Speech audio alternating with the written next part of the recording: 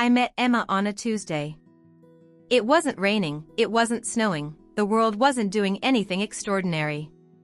It was just Tuesday.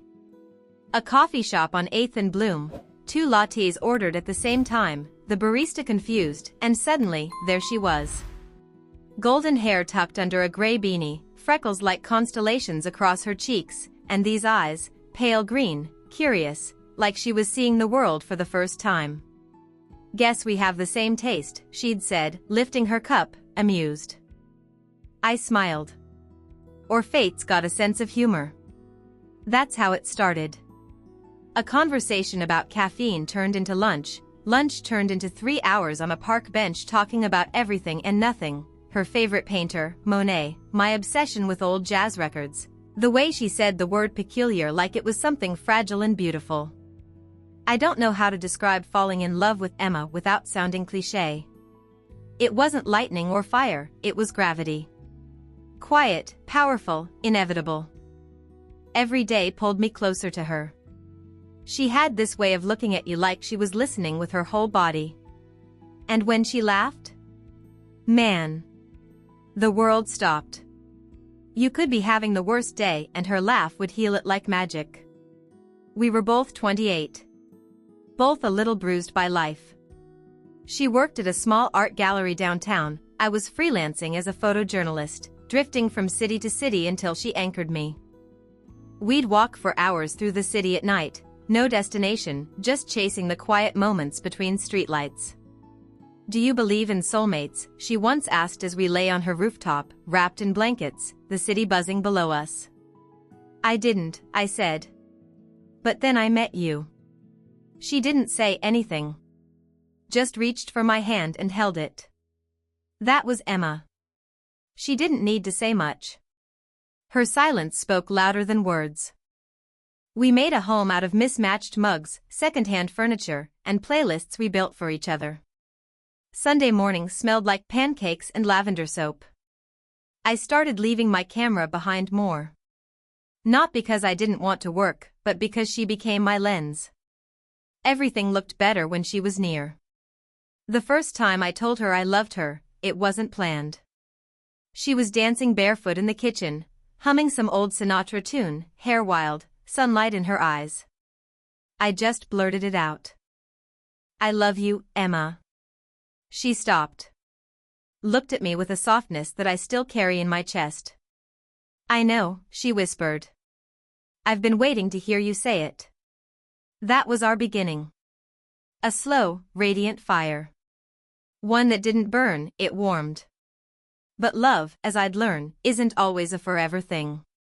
Sometimes, it's a storm in disguise. And even the strongest hearts can shatter. It started with little things. Emma forgot where she parked the car one night after dinner. We laughed about it. Everyone forgets things, right? But then she started missing appointments. Confusing days. One morning, she left the stove on for hours while I was out getting groceries. When I came back, the apartment was filled with smoke and her eyes were wide with confusion. "I thought I turned it off," she whispered, holding her hands like they didn't belong to her. I told myself it was stress. The gallery had been busier than ever, she wasn't sleeping well, maybe it was anxiety. We made jokes to keep it light. She called it brain fog and we laughed it off like it wasn't something real. But I saw the fear behind her smile. Then came the day she forgot my name. We were at the farmer's market. She was reaching for a peach, sunlight on her shoulder, and she turned to introduce me to the vendor. But she froze. "This is my, Her face went blank. She looked at me like I was a stranger. We got tests. Doctors. Scans. Appointments in sterile rooms with ticking clocks and professionals who didn't make eye contact. Emma had early onset dementia. She was 29. I didn't cry at first. I didn't know how. I just sat there in the fluorescent room, holding her hand, listening to the neurologist speak like he was reading from a script. I kept thinking, this isn't happening. This happens to people in movies. Not us. Not Emma. But it was happening. The days changed. Our love became quiet, fragile, desperate. Every moment felt like sand slipping through my fingers. I watched the woman I adored vanish in pieces. One memory at a time. She'd smile at me, but sometimes her eyes didn't recognize me anymore. Still, there were good days. Days where she'd dance in the kitchen again, twirl barefoot and giggle like the old Emma. We'd make pancakes, play vinyl records, pretend everything was okay. And for a few hours, it was. But the fog always returned. One night, I woke up and she was gone. I found her 2 blocks away, barefoot in the cold, wearing only my hoodie. She looked at me like she'd been lost in another universe. I didn't know where I was, she cried into my chest. And that's when it hit me. I was losing her. Not in a dramatic, sudden way. But like pages fading from a book, slow and cruel. I started photographing her again. Not to publish. Just to remember. Her laugh, her eyes, the way she touched her hair when she was nervous. I filled hard drives with memories, proof that she was here, that we were. But every photo felt like a goodbye. Then came the moment that broke me. She looked at me one morning, while we were brushing our teeth together, and said, "Are you my brother?"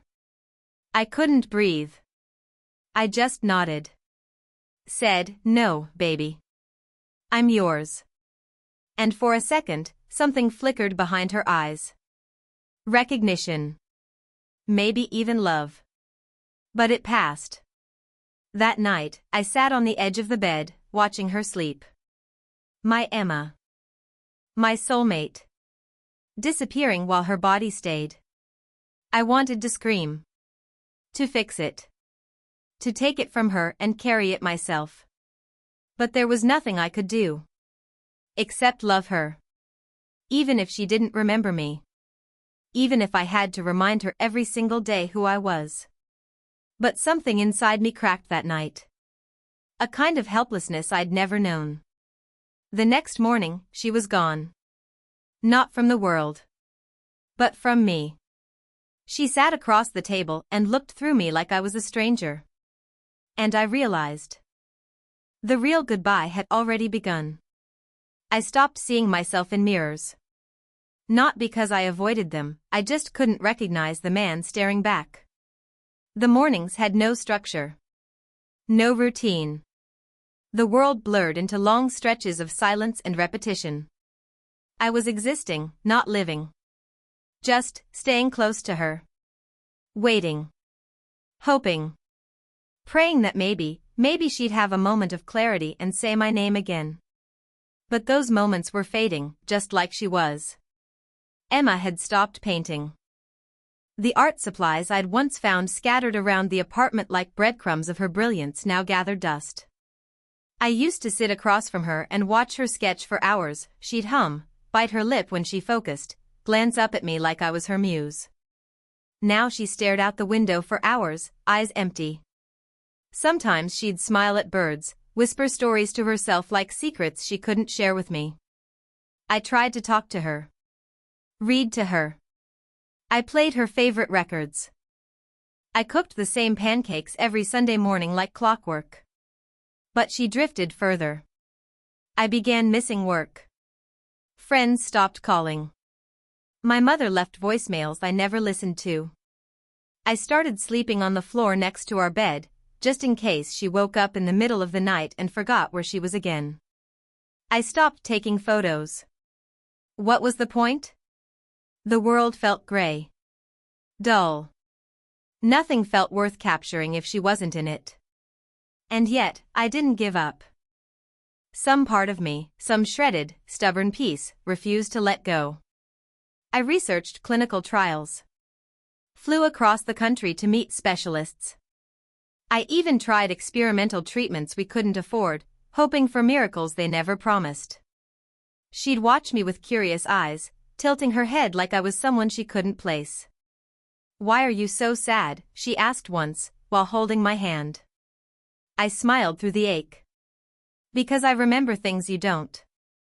And sometimes there were brief moments when she'd squeeze my hand like she did remember. Like her soul reached through the fog, even if just for seconds. But it wasn't enough. My mind frayed. I began forgetting things myself, where I put my keys, what day it was. I lived off coffee and anxiety, constantly alert, listening for the creak of the floorboards in case she wandered. I was haunted by the fear of losing her body after I'd already lost her mind. There were nights I screamed into pillows. There were days I sat in the shower for hours, letting the water numb me. I was becoming a shadow of who I used to be. And I hated it.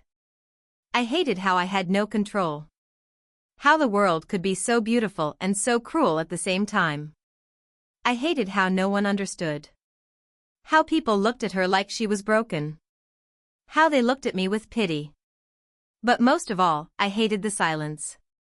The silence between us. Until one afternoon, as I was reorganizing her bookshelf, something fell out. A small, leather-bound journal. Hers. With my name carved on the inside cover in faded ink. Inside, page after page, were letters addressed to me. Written months before her diagnosis. While she knew something was wrong. To the man I love. Each letter was a window. A clue. Her fears. Her suspicions. Her pain, and most shocking of all, her belief that something wasn't right about her diagnosis. If you're reading this, she wrote, and I'm no longer me, you need to know I don't trust what they told me. The symptoms don't all fit. I saw something. Someone was following me. Watching. There's more. Please don't let this be the end of my story. My heart stopped. Emma hadn't just been slipping away. She'd been trying to warn me. The journal shook in my hands. I must have read Emma's words 100 times, each sentence tightening like a fist around my lungs. She was scared. She knew something was wrong long before anyone else did, not just with her mind, but with the world around her. The entries were uneven, fragmented, filled with sketches of faces, symbols, and timestamps that meant nothing to me at first. She wasn't describing paranoia. She was documenting evidence. One page stood out, a quick pencil portrait of a man with sharp cheekbones, neat hair, and unsettlingly cold eyes.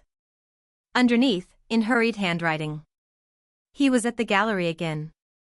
He pretends not to watch. I flipped to the next page. I think he followed me home yesterday. If anything happens, find him. My skin crawled. For the first time in months, I felt something stronger than sorrow, anger. A clean, focused anger that cut through the fog of exhaustion and heartbreak. I needed answers. That night, while Emma slept curled on the couch like a child, I traced her movements from the weeks before her diagnosis. I dug through her emails, her work calendar, her gallery contacts. I found security footage from the alley behind the gallery. It was grainy, but there was someone there. A man who paused whenever Emma walked by, pretending to smoke, pretending not to notice her. The same face from her sketch.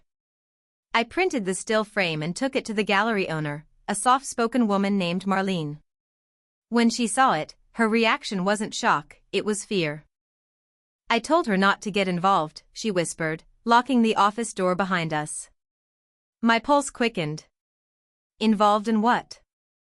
Marlene hesitated, then pulled open a drawer filled with documents, financial reports, donation records, contracts. The gallery's previous curator was fired for accepting illegal donations, she said. She tried to expose someone, a wealthy private collector with connections I don't even want to describe. Emma accidentally overheard things she shouldn't have. Cold dread slid down my spine. Are you saying she was targeted? Marlene nodded slowly. He didn't like loose ends. I felt the room tilt. Everything inside me, the hurt, the helplessness, the grief, turned into something sharp, deliberate. This wasn't illness.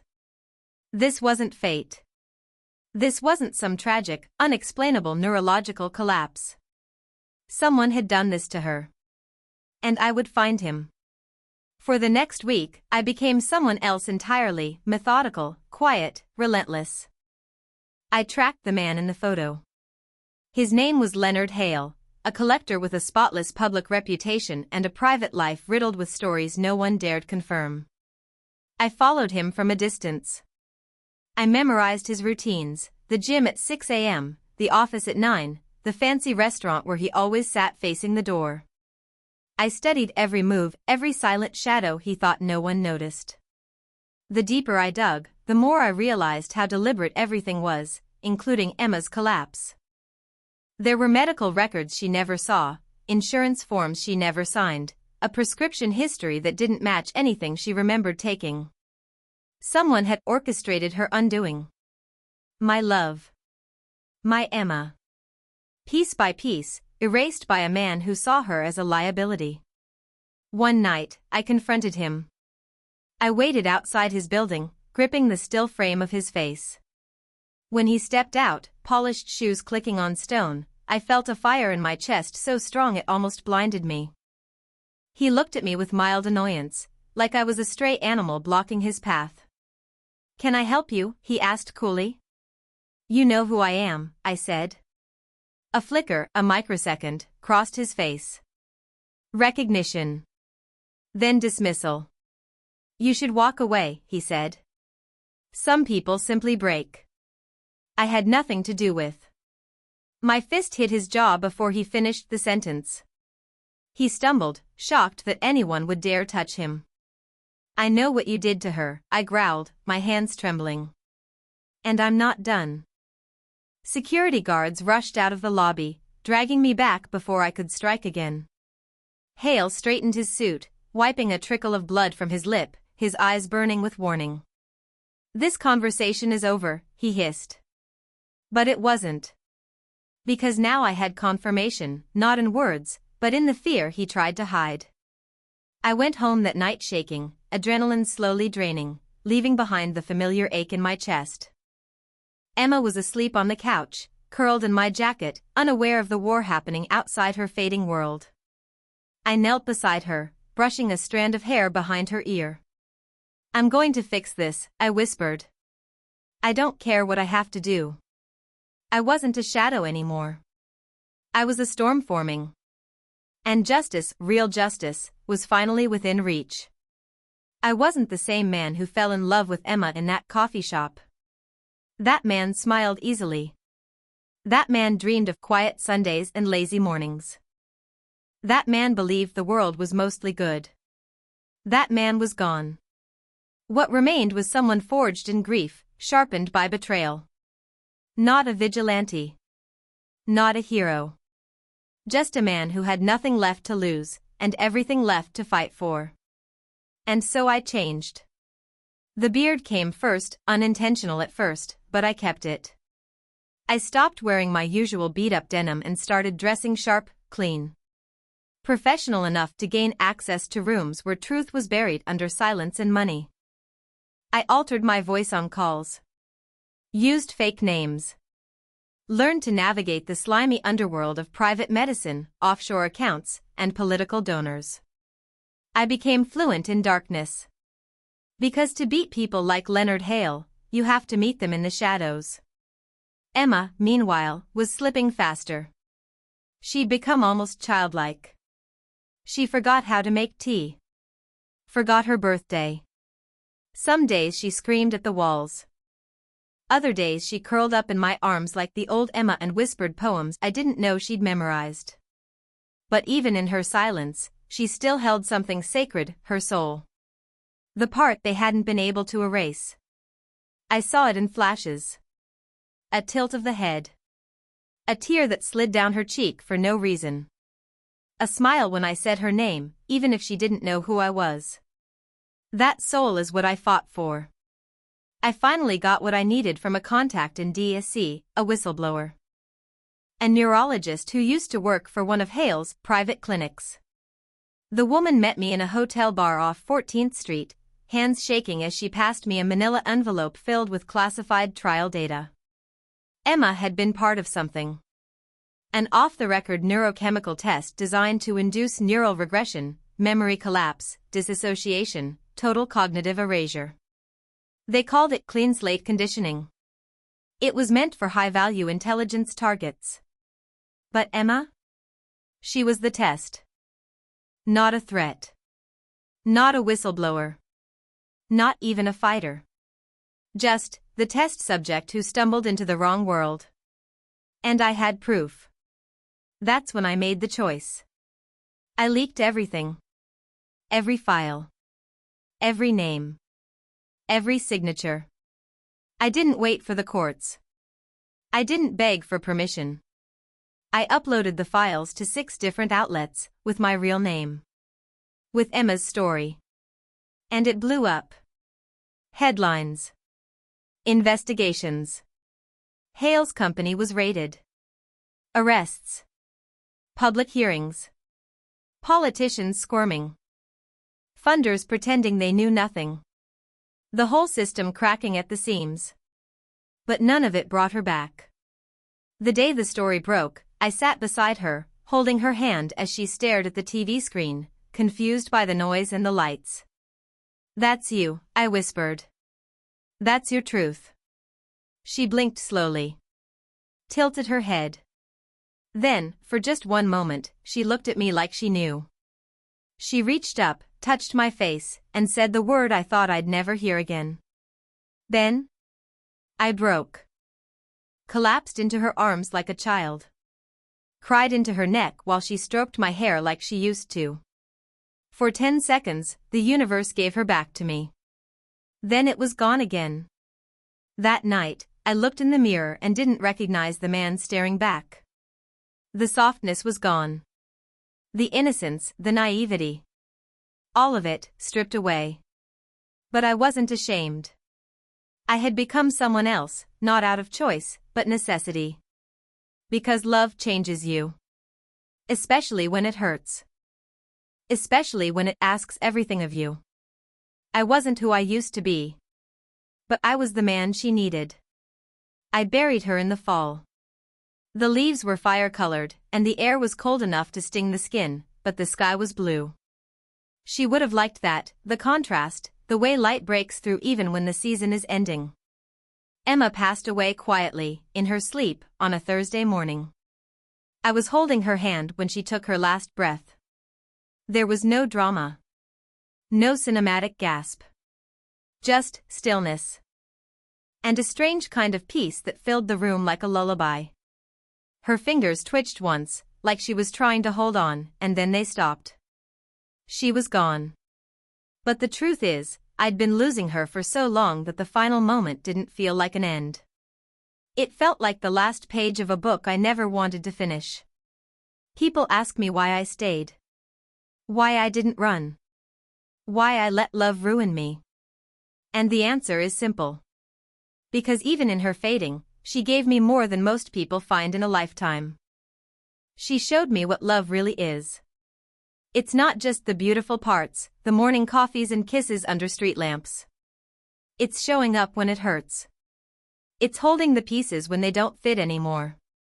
It's speaking someone's name when they've forgotten it. It's choosing to stay, even when you're breaking. I visit her grave every Sunday. I bring her fresh flowers and talk to her like she's sitting beside me. I tell her what's new, the articles still coming out about the case, the people reaching out to say her story gave them courage, the small ripple her truth has become in the world. She changed more than just me. She made noise. And in a world that tried to silence her, that matters. I still carry the photos I took of her, before the illness, before the unraveling. One in particular, she's standing in a sunlit hallway, her face tilted slightly, smiling like she knows a secret she'll never tell. That picture is my anchor. My proof. That she was here. That we were real. That what we had wasn't defined by endings or diagnoses or cruelty. It was defined by love.